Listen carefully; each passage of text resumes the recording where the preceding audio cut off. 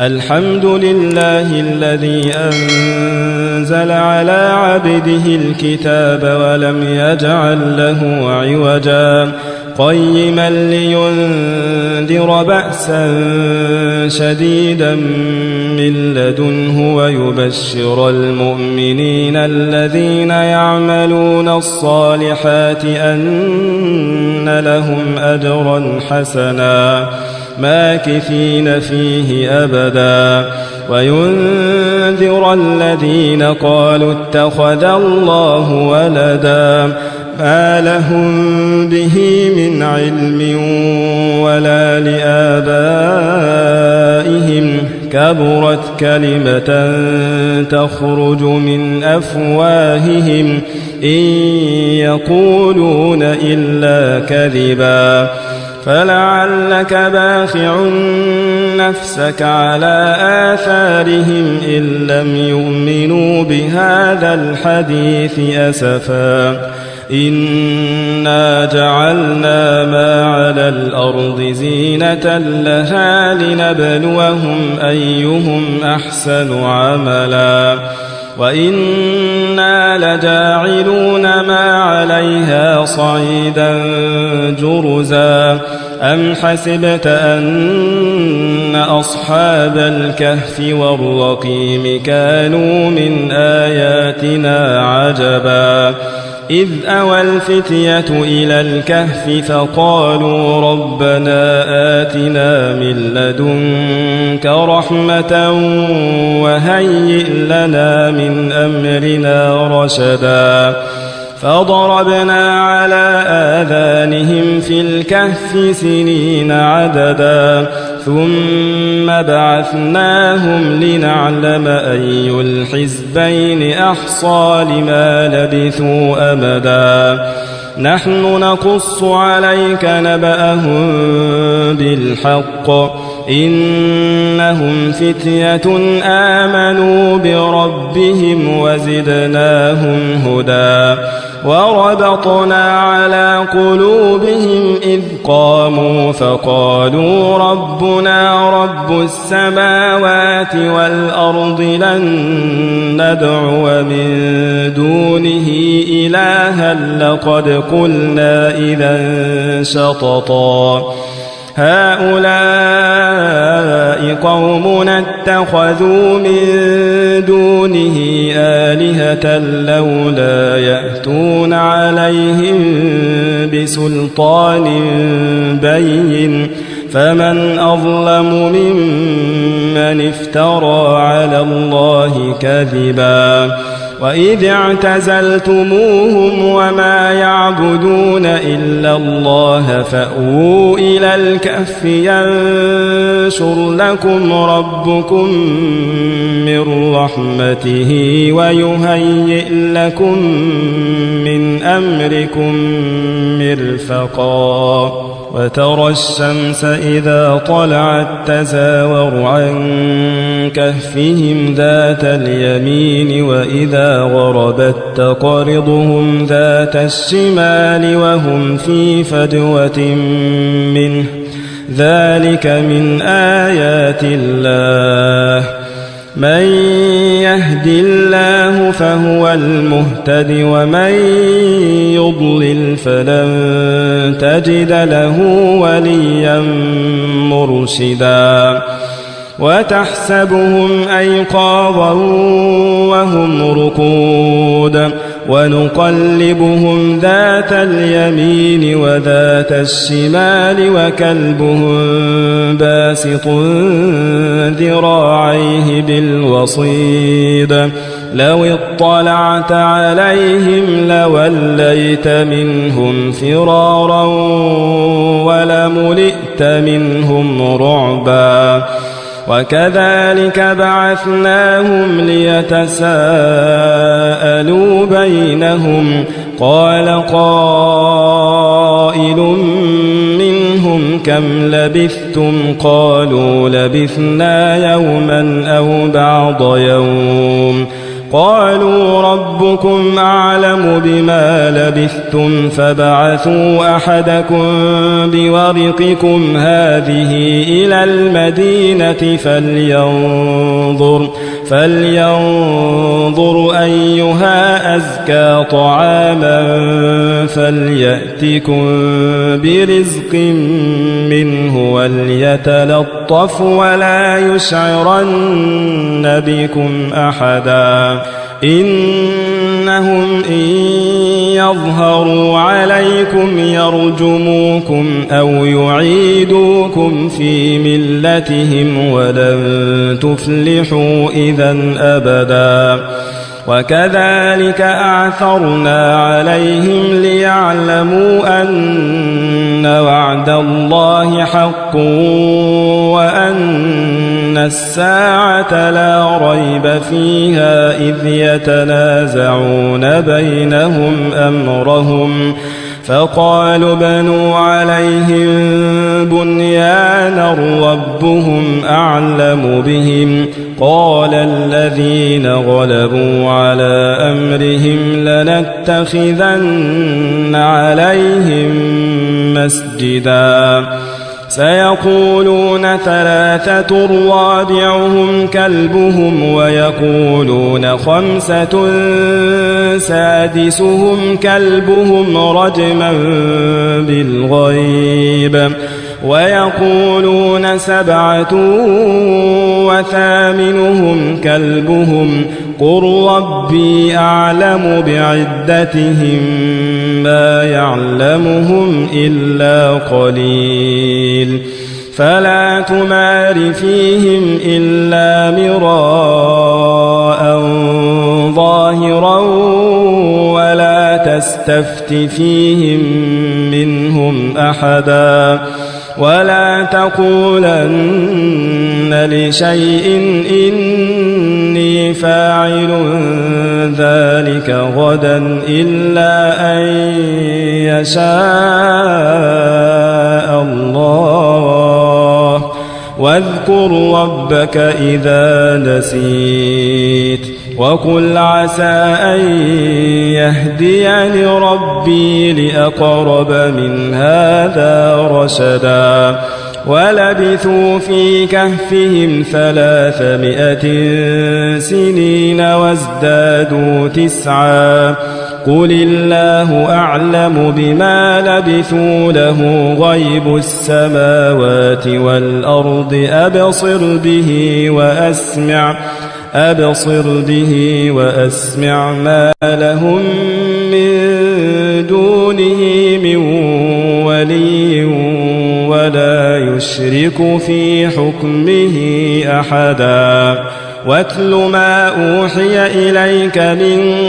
كتاب ربك لا مبدل لكلماته ولن تجد من دونه ملتحدا واصبر نفسك مع الذين يدعون ربهم بالغداة والعشي يريدون وجهه ولا تعد عيناك عنهم تريد زينة الحياة الدنيا ولا تطع من أغفلنا قلبه عن ذكرنا واتبع هواه وكان أمره فرطا وقل الحق من ربكم فمن شاء فليؤمن ومن شاء فليكفر إنا أعتدنا للظالمين نارا أحاط بهم سرادقها وإن يستغيثوا يغاثوا بماء كالمهل يشوي الوجوه بئس الشراب وساءت مرتفقا إن الذين آمنوا وعملوا الصالحات إنا لا نضيع أجر من أحسن عملا أولئك لهم جنات عدن تجري من تحتهم الأنهار يحلون فيها من أساور من ذهب ويلبسون ثيابا خضرا من سندس واستبرق متكئين فيها على الأرائك نعم الثواب وحسنت مرتفقا واضرب لهم مثل الرجلين جعلنا لأحدهما جنتين من أعناب وحففناهما بنخل وجعلنا بينهما زرعا كلتا الجنتين آتت أكلها ولم تظلم منه شيئا وفجرنا خلالهما نهرا وكان له ثمر فقال لصاحبه وهو يحاوره أنا أكثر منك مالا وأعز نفرا ودخل جنته وهو ظالم لنفسه قال ما أظن أن تبيد هذه أبدا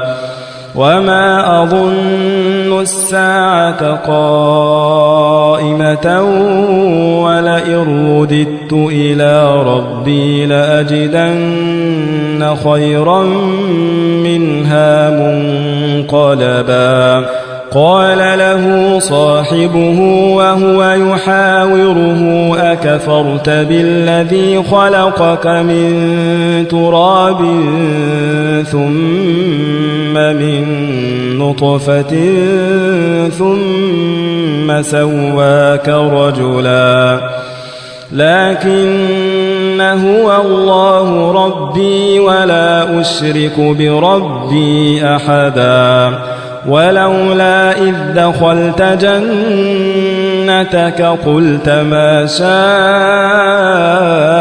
الله لا قوة إلا بالله إن ترني أنا أقل منك مالا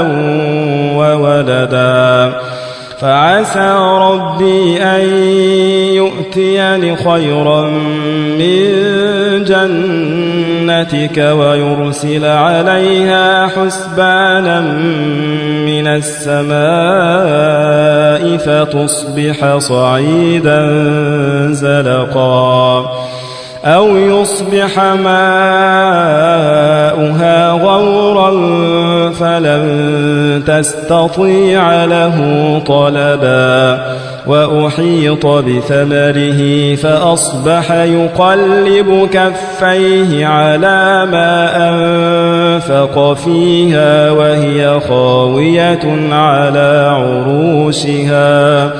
وهي خاوية على عروشها ويقول يا ليتني لم أشرك بربي أحدا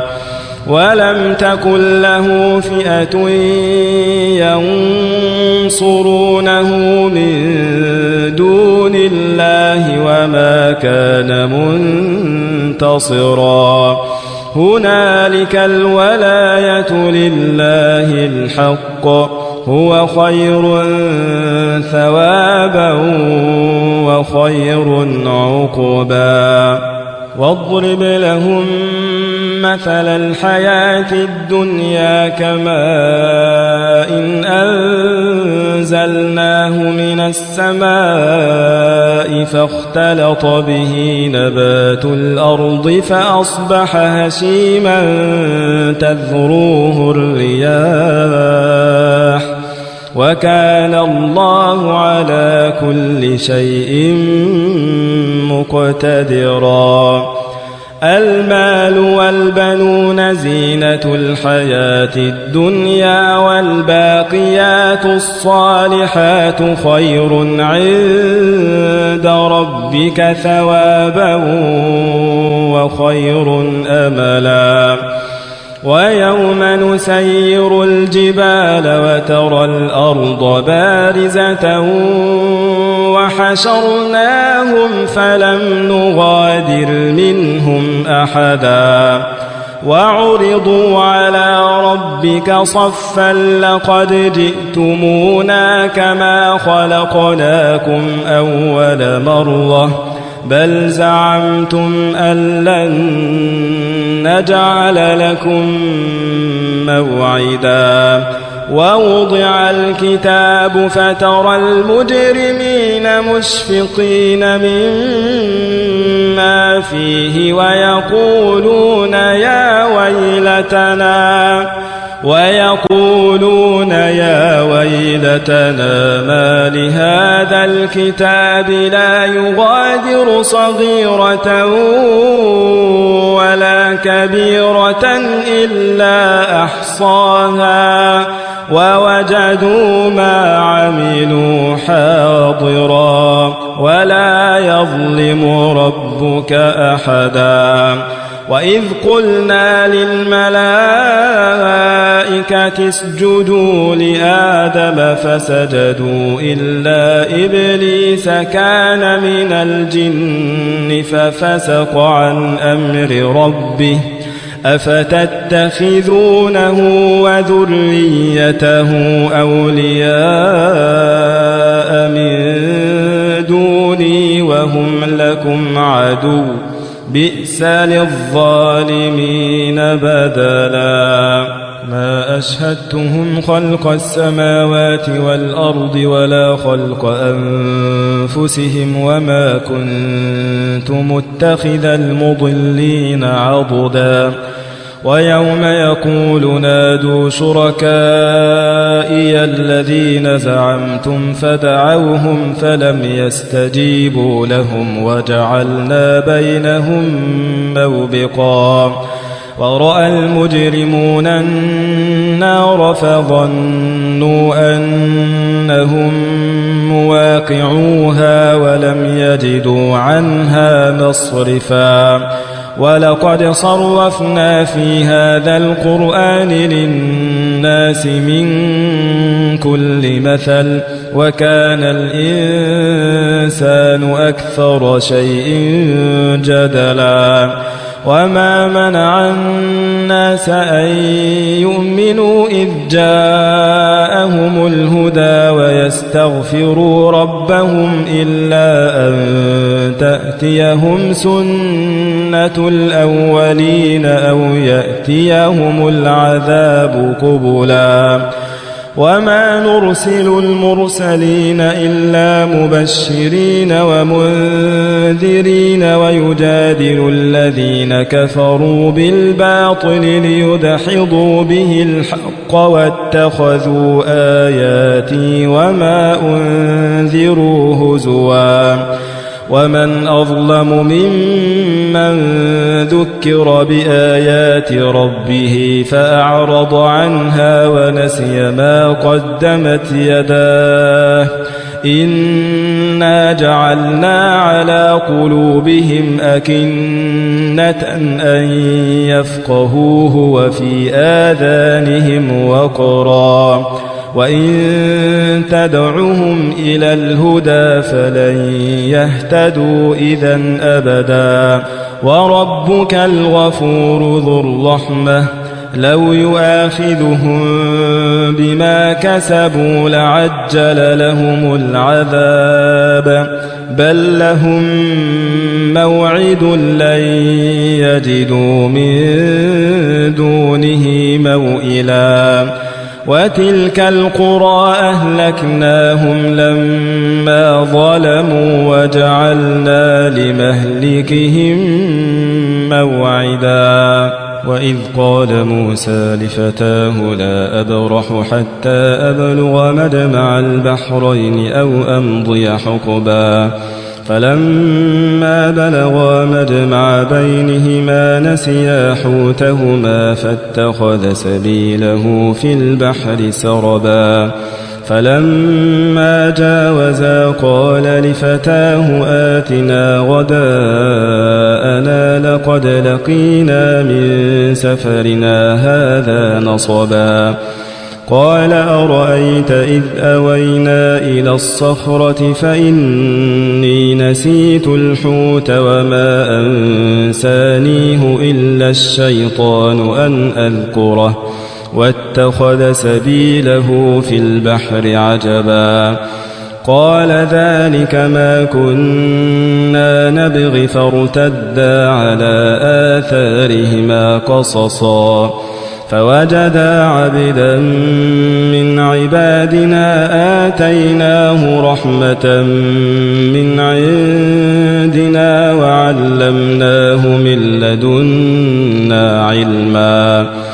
قال له موسى هل أتبعك على أن تعلمني مما علمت رشدا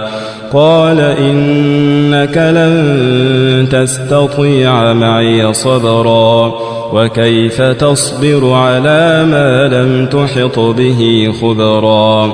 قال ستجدني إن شاء الله صابرا ولا أعصي لك أمرا قال فإن اتبعتني فلا تسألني عن شيء حتى أحدث لك منه ذكرا فانطلقا حتى إذا ركبا في السفينة خرقها قال أخرقتها لتغرق أهلها لقد جئت شيئا إمرا قال ألم أقل إنك لن تستطيع معي صبرا قال لا تؤاخذني بما نسيت ولا ترهقني من أمري عسرا فانطلقا حتى إذا لقيا غلاما فقتله قال أقتلت نفسا زكية بغير نفس لقد جئت شيئا نكرا قال ألم أقل لك إنك لن تستطيع معي صبرا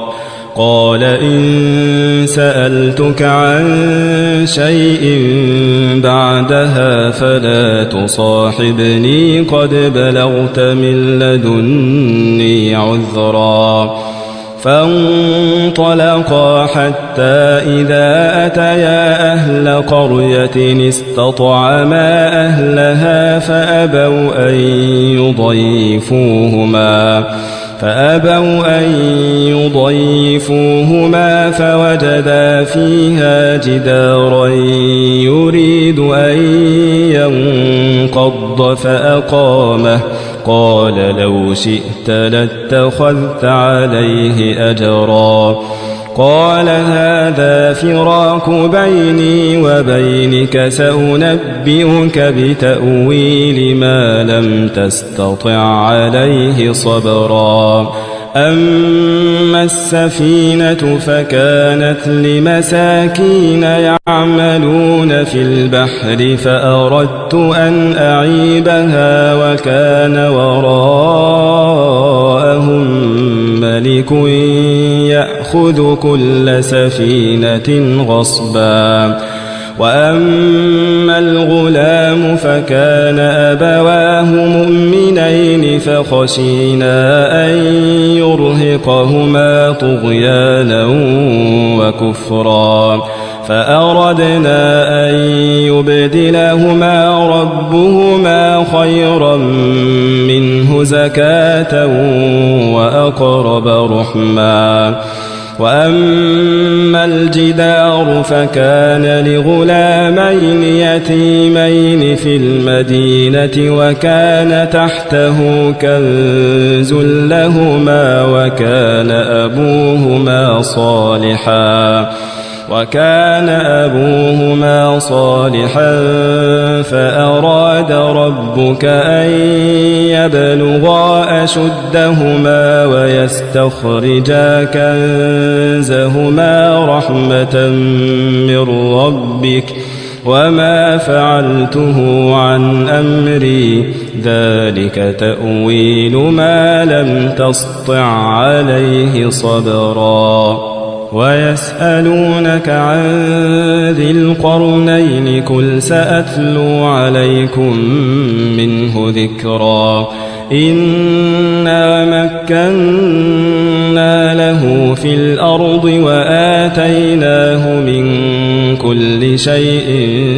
سببا فأتبع سببا حتى إذا بلغ مغرب الشمس وجدها تغرب في عين حمئة ووجد عندها قوما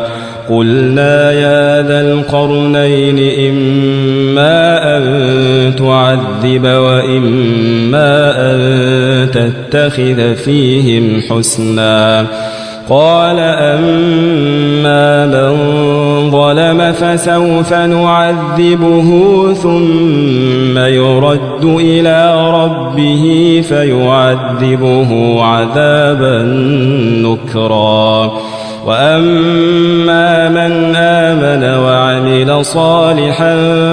فله جزاء الحسنى وسنقول له من أمرنا يسرا ثم أتبع سببا حتى إذا بلغ مطلع الشمس وجدها تطلع على قوم لم نجعل لهم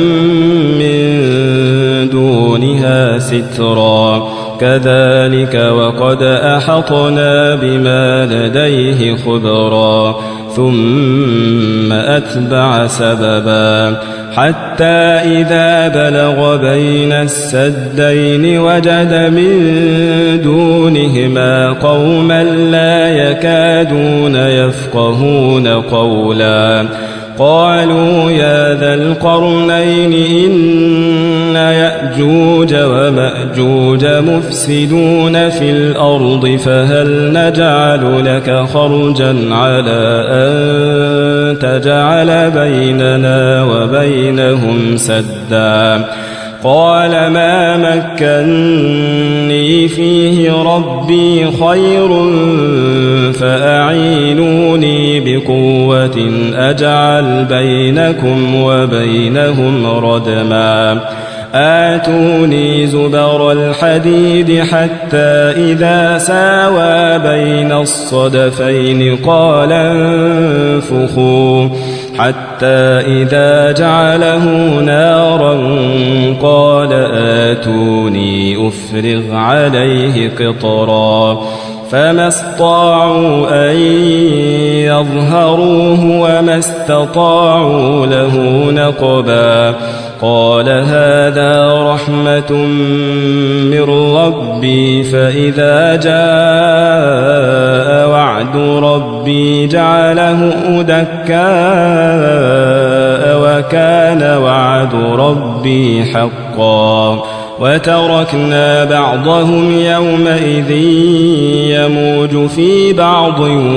ونفخ في الصور فجمعناهم جمعا وعرضنا جهنم يومئذ للكافرين عرضا الذين كانت أعينهم في غطاء عن ذكري وكانوا لا يستطيعون سمعا أفحسب الذين كفروا أن يتخذوا عبادي من دوني أولياء إنا أعتدنا جهنم للكافرين نزلا قل هل ننبئكم بالأخسرين أعمالا الذين ضل سعيهم في الحياة الدنيا وهم يحسبون أنهم يحسنون صنعا أولئك الذين كفروا بآيات ربهم ولقائه فحبطت أعمالهم فلا نقيم لهم يوم القيامة وزنا ذلك جزاؤهم جهنم بما كفروا واتخذوا آياتي ورسلي هزوا إن الذين آمنوا وعملوا الصالحات كانت لهم جنات الفردوس نزلا خالدين فيها لا يبغون عنها حولا قل لو كان البحر مدادا لكلمات ربي لنفد البحر قبل أن تنفد كلمات ربي ولو جئنا بمثله مددا قل إنما أنا بشر مثلكم يوحى إلي أنما إلهكم إله واحد فمن كان يرجو لقاء ربه فليعمل عملا صالحا ولا يشرك بعبادة ربه أحدا.